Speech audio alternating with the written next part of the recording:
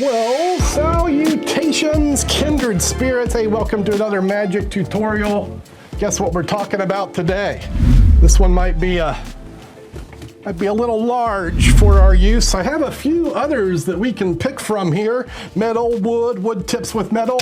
Heck, I even have the green plastic with the mylar tips, and look at the spins and look at them close, because that's our topic du jour. Wand flourishes, wand manipulations, and yeah, I got a lot of wands to choose from.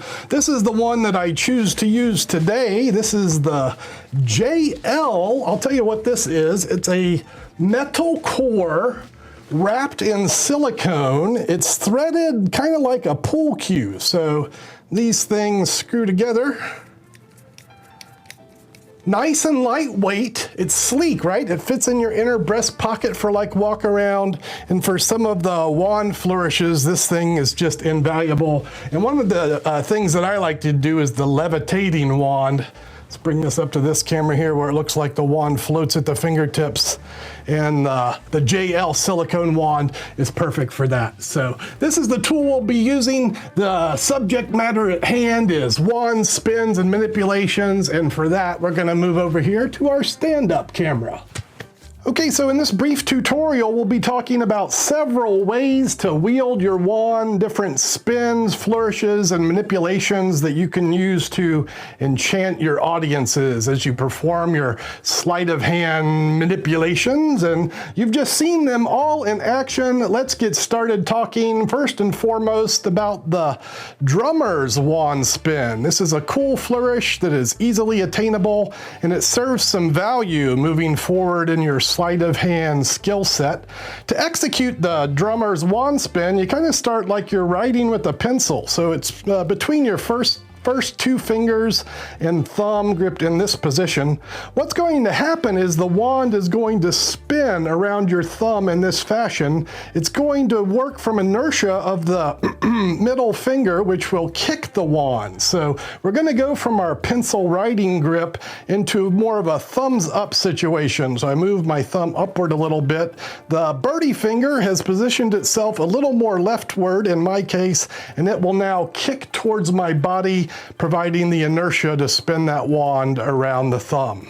I should mention, if you start with the wand a little bit off center, by the time it makes its spin, it will revolve into center position, and that might make it move naturally into another wand spin.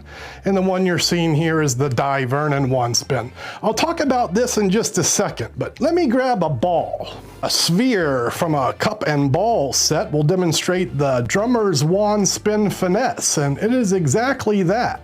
You can execute the spin while holding an object in finger palm position. And as is so often the case when we're holding a wand, it's one of the reasons we use one, we are using it to conceal the finger palmed or any palmed object. Holding the wand adds an air of naturalness, and the theory would be that if we could execute a drummer's wand spin while doing so, maybe the audience would be less apt to suspect, let alone detect, the secret palm.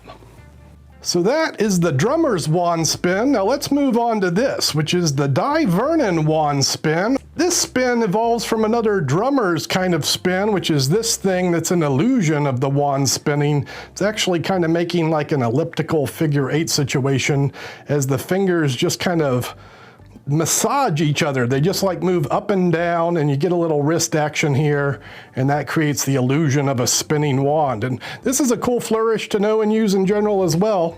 When you combine it with the hand moving from up to a palm down and then back to a palm up situation, you get this elegant divernon wand spin. And as mentioned, divernon would use this wand spin to execute a vanish of a ball, secretly dropping the ball from the closed fist, kind of working it towards either the bottom of the hand or the lowermost part, and then dropping the ball as the wand spin is executed. And here's the technique. It starts above the hand. We begin the wand spin here, and now the hand is going to open up, and as it starts to drop, here's where you drop the ball, above the hand. and then the hand will fall at the same speed as the falling ball, and you catch the ball as the wand spin is completed. So this is the notion of the divernon wand spin. Whew. This probably deserves its own lesson, and maybe one day we'll get to that. But for now, I just hope you understand the basic action of the spin itself, and that is this. Now here's one that's a little more challenging and maybe not even as versatile, so consider this as included for completeness, and we're actually spinning the wand between each of the fingers as it goes down the hand. So it starts like the divernon wand spin between the first and second fingers. I'm going to spin the wand towards myself, so the outer end is going to come towards me. The first and second fingers open up, and then the third finger bends behind it to continue the journey, and the first finger releases. We continue that motion by moving the pinky behind and opening the third finger. If you want to continue the spin, go around the middle two fingers back to the first finger and then let the pinky loose. And let me tell you, this is a challenge to describe slowly, but yeah, I'm just walking that wand down each finger, and this is what it looks like fast. Now I'll often use the drummer's wand spin and the divernon spin together and then finish it up with this up the arm and down the arm sequence all together. That looks like this. This sequence evolved from an old magic wand puzzle that challenged the viewer to get the wand from this position where the hands have the thumb pointing upward with the wand resting on top, and then get the wand to underneath where the thumbs are at the bottom. If you'd like to consider this a puzzle, pause the video and try to figure that out. If you're not into puzzles, here's the details. The thumbs are pointing upward. You're going to begin by moving the right hand slightly apart, and then that thumb turns downward. Then these hands are going to move in opposite directions. The right hand kind of comes towards you as the left hand moves away, and we're pivoting the right end of the wand towards myself. The thumb at this point, the left thumb is going to dip down at this point, joining the right thumb in a downward action. As it does so, it can scoop that wand, and now I've got the wand kind of in between the two thumbs, and now we've got it in position to move it from beneath. Probably harder to say than it is to do, but watch close, heed the details, and this moves down, the right hand moves towards, the left thumb hooks under. That's maintaining the grip as the wand goes to this position. From here, to roll it up and down the sleeves like this, up and down the arms, it's this. The fingers pivot downward, the wand is revolved upward. So we're here, the wand is revolved upward and released. At this point, it will roll up and then down. That was not a lot of words, but I hope the pictures worked the details.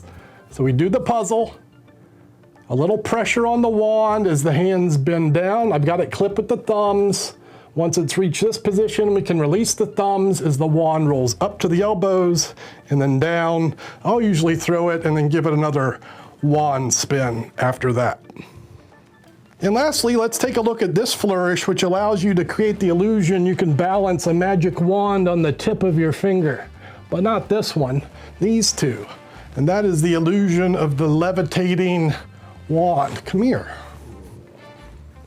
So to make this levitating wand illusion, we're going to apply some pressure from the fingertips. The pinky and the first finger are kind of pushing towards the wand, and then it's this third finger, pardon me, that pulls towards the other fingertips.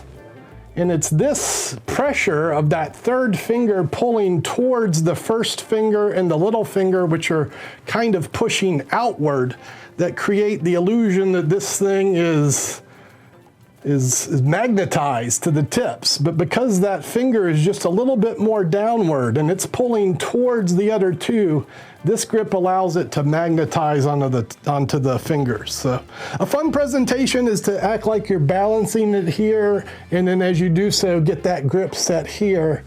You get the attention here and then move that away, and that should surprise your audience. Give it a little fluidity and then maybe act like you catch it before it floats away, and that's how you do the levitating wand. All right, well, I'm gonna consider that your good start to wand manipulation. You have the drummer spin with the finger palm, the divernon wand spin, the silent Morris spin, the Vanish, the up and down the arms, the levitating wand. Should be plenty for you to work on. I'm gonna let you get to that now. Thanks for watching. See you on the next one.